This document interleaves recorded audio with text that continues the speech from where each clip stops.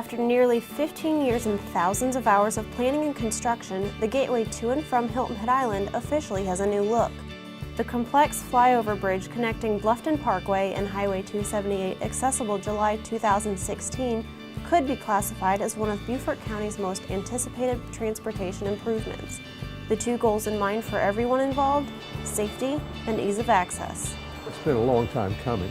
It's beneficial for the entire county because it is taking a lot of load off of 278. For the longest time, US 278 in this section of the corridor, anytime that there was heavy congestion or a vehicle crash, traffic came to a stop. Every afternoon, traffic coming off island backs up from the off-street signal, and a lot of that traffic is wanting to turn left to get to the Bluffton Parkway.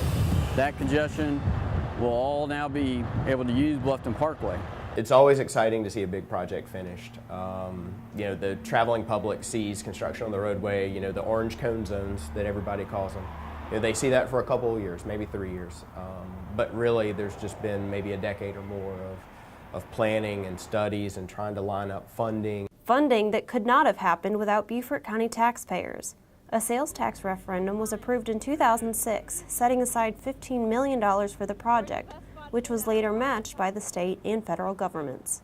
We also put in road impact fees, and then there was some cost sharing on some additional asphalt repaving that we worked out with SCDOT. The sales tax referendum in 2006 really gave us the funding to be able to move the project into a construction, into a viable project, and now we're looking at that completion. You can debate the merits all day long, but the counties really have the ability to pass these sales tax programs. They have the ability to identify projects that are important to them, and they have the ability to make these projects a reality. It's the residents of the county taking their fate into their own hands to a certain degree. The final contract value with R.R. Dawson Bridge Company is just over $38 million, about $7 million under the $45 million budget, and just shy of $1.5 million more than the original contract. The county plans to use the unused funds on other sales tax projects.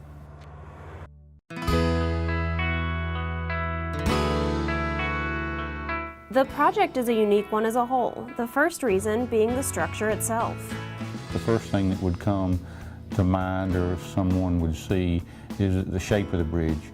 It actually looks like an S, if you will, from the air. A few bridges have, single curves in them, but relatively few bridges have reverse curves in them, and so that makes it fairly unique. There's 4 different kind of foundation systems on the bridge. There's 4 different substructures on the bridge, and then there's 3 different superstructures on the bridge. And when I say superstructure, I mean bridge deck, the riding surface. We initially knew that the goal was to extend the existing Bluffton Parkway and somehow tie it into US 278. As you're heading eastbound, coming off of a 5-lane road and then coming onto one continuous bridge structure, and then the term is bifurcating that bridge structure into the 2 ramps. Extremely difficult from a geotechnical as well as a bridge design standpoint. It was also installed in an existing utility corridor, something that in the early stages posed a challenge to move the project along. Prior to construction, design teams came up with 4 different alignment blueprints, eventually choosing the one that you see today. It probably took between 2 and 2.5 years just to come to an agreement on exactly where the alignment would go and how Santee Cooper would relocate their utilities. Not only the Santee Cooper utilities, but all of the other adjacent type utilities, the water and the sewer and the phone, that were all within Santee Cooper's easement. All those utilities had to be relocated prior to even going to construction. But the biggest challenge of all was building through an infrastructure area critical to Beaufort County, the marsh. Because the marsh, because Port Royal Sound is so pristine, this is one of the most pristine wetlands, in the state of South Carolina, and the oyster beds being really close. You've got to do a lot of things to protect the nature of the marsh, the nature of Port Royal Sound. You don't want a lot of contaminants, sedimentation getting into the marsh. The process started with studies of how a structure of this magnitude would impact the marsh. Project managers worked closely with the U.S. Army Corps of Engineers, Ocean and Coastal Resource Management, and South Carolina's Department of Health and Environmental Control to acquire a special permit allowing the bridge to come through the sound. One of the provisions in our environmental permit is the marsh grass that grows. We had to, if you will, check how many stems of grass grow in small areas before the project even started. And once the construction is complete, we've got to go and do the same thing for the next 2 years. And that's to make sure the grass regenerates itself where the structure does not stand, which was limited to help mitigate the impact on the environment. When you look at the footprint of the bridge and what's actually touching the marsh, you see bents that are spaced very far apart. You only see 2 columns per bent, or maybe when you get into the ramps, there's only 1 column that comes down. We're using very small drilled shafts in lieu of some giant, huge spread footing that you may see in other locations. The bridge also features a special stormwater filtration system. It's an industry standard, yet is not commonly used because not many new bridges are built over marshes. That was an innovative approach to this project, was to capture the stormwater coming off of the bridge and essentially send it through a filtration system before the water would empty out into the marsh. And so periodically those filters will need to be cleaned, much like an air filter on a car. Another neat aspect of the bridge is the coloring on the beams. The blue paint, approved by the Department of Transportation and County Council, will help prevent rust and erosion from the salty air. Crews also erected 2 large sections of sound wall in late 2015, early 2016 on Bluffton Parkway near Buckingham Plantation Drive. During the design process, one of the things you have to do is you have to go out and you have to check the level of the noise before construction starts. With Old South apartments on one side and the gatherings community on the other side, both of them were going to be impacted. The Old South was impacted the most, and so the noise wall on that side of the road was mandated by the federal government. You have to put that wall there to reduce the noise impact on the people who live there. And due to the pre-construction noise assessment on that stretch of new road, county leaders decided to put an adjacent wall to protect the gatherings community from any traffic noise as well. By the numbers, the flyover wasn't short of large amounts. Crews moved about 36 million cubic yards of earth. That equates to basically enough to fill 11 Olympic-sized swimming pools.